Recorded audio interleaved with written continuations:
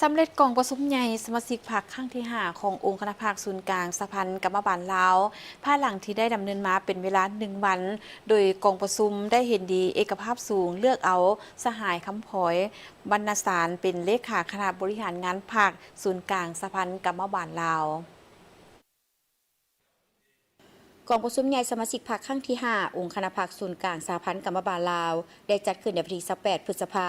โดยการเป็นประธานของสหายคำพอยวรรณสารกรรมการศูนย์กลางพรรคเลขาคณะบริหารงานพรรคประธานศูนย์กลางสหพันธ์กรรมบาลลาวให้เกียรติเข้าร่วมของสหายกีแก้วไข่คำพิทูลกรรมการกรมการเมืองศูนย์กลางพรรคประธานศูนย์กลางแนวล้าวสร้างชาติมีบรรดาคณะพรรคสมาชิกพรรคและแขกถึกเชิญเข้าร่วม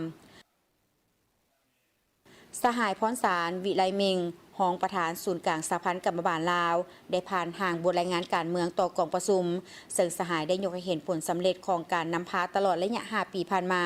เวียกงานปกป้องแห่งงานคณะบริหารงานพรรคศูนย์กลางสหพันธ์กรรมบาลลาวได้เอาใจใส่ในการปกป้องสิทธิและผลประโยชน์อันชอบธรรมของสมาชิกพรรคพนักงานสมาชิกกรรมบาลกรรมกรและผู้ออกแห่งงานได้เป็นเจ้าการประสานสมทบกับคณะกรรมการแห่งงานแห่งชาติขั้นแขวงค้นคว้าวิจัยผลกระทบค่าครองชีพและนำเสนอรัฐบาลพิจารณาปรับขึ้นค่าแรงงานขั้นต่ำสุดให้แก่ผู้ออกแรงงานภาควิสาหกิจได้2 ครั้ง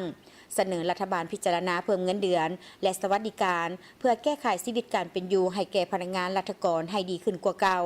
ได้สุกยูให้หัวหน่วยแรงงานสร้างสัญญาแรงงานบุคคลและสัญญาแรงงานรวมหมู่ปฏิบัติได้95 ส่วนห้อยเข้าร่วมการแก้ไขข้อขัดแย้งแรงงานให้แก่ผู้ออกแรงงานในขอบเขตทั่วประเทศได้รับคำร้องขอความเป็นธรรมจำนวน332 ฉบับสามารถแก้ไขได้260 ฉบับรวมมูลค่า 15.7 ตื้อกีบโฆษณาเผยแพร่และปลูกจิตสำนึกเกี่ยวกับการเคลื่อนย้ายแรงงานที่ปลอดภัยโดยติดพันกับการต้านการฆ่ามนุษย์สูบยูติดตามการนำใช้แรงงานเพศหญิงเด็กเวียกงานประกันสังคมการปฏิบัติค่าแรงงานขั้นต่ำเงินอุดหนุนค่าครองชีพและการขับขี่ปลอดภัยทางหลวงให้แก่สมาชิกกรรมบาลกรรมกรและผู้ออกแรงงานได้สำเร็จการโฆษณาเผยแพร่เวียกงานความปลอดภัยและสุขภาพแรงงานสร้างตั้งคณะกรรมการความปลอดภัยสุขภาพแรงงานอยู่หัวหน่วยแรงงานสุกยูให้ผู้ใช้แรงงานนำพาผู้ออกแรงงานกวดสุขภาพประจำปีปฏิบัติลื่นคาดหมาย47 ส่วนห้อยสุกยูการสร้างตั้งกลุ่มแรงงานนอกระบบในขอบเขตทั่วประเทศได้208 กลุ่มได้สุกยูการเคลื่อนไหวของศูนย์กลางให้คำปรึกษาและช่วยแรงงานเคลื่อนย้ายอยู่3 แขวงและด้านเวียกงานอื่นๆก็ได้มีผลสำเร็จกองประชุมได้ปอนบัตรเลือกตั้งคณะบริหารงานพรรคศูนย์กลางสหพันธ์กรรมบาลสมัยที่5ซึ่งมีผู้สมัคร12 สหายหญิง6 สหายเลือกเอาคณะบริหารงานพรรค9 สหายกองประชุมได้เป็นเอกภาพการเลือกเอาสหายคำพอยวรรณสารเป็นเลขาคณะบริหารงานพรรคเลือกเอาสหายวิไลวงศ์เสริมเป็นรองเลขาคณะบริหารงานพรรคทั้งเป็นประธานกฎกา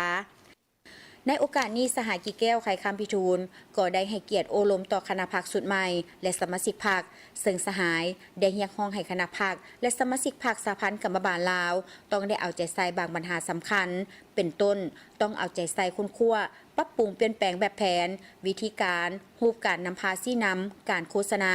ศึกษาโฮมการเมืองแนวคิดให้แก่สมาชิกพรรคพนักงานรัฐกรสมาชิกกรรมบาลกรรมกรและผู้ออกแรงงานให้มีความตื่นตัวทางด้านการเมืองมีสติต่อการจัดตั้งเสริมขยายความเป็นเจ้าการในการจัดตั้งปฏิบัติแนวทางนโยบายของพรรคกฎระเบียบของพรรครัฐธรรมนูญกฎหมายของรัฐกฎหมายกรรมกรลาวและแผนพัฒนาเศรษฐกิจสังคมแห่งชาติต้องได้เพิ่มทวีการก่อสร้างพรรคให้เติบใหญ่ขยายตัวทางด้านปริมาณและคุณภาพยกสูงความอาจสามารถการนำพาของคณะพรรคให้สูงขึ้นกว่าเก่า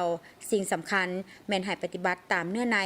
การก่อสร้างหน่วยพรรคปลอดภัยเข้มแข็งนักแน่นต้องค้นคว้าทาแหงที่บ่มซ่อนของตนเพื่อสร้างเงื่อนไขพัฒนาเศรษฐกิจรวมหมู่ถูกต้องตามกฎหมายสร้างฐานรายรับให้แก่องค์การจัดตั้งกรรมบาลองค์การจัดตั้งมหาชนอิงใส่เงื่อนไขความอาจสามารถตัวจริงตามทิศเพิงตนเองกุ้มตนเองและสร้างความเข้มแข็งด้วยตนเองเทื่อละก้าวตามทิศสร้างเศรษฐกิจเอกราชเป็นเจ้าตนเอง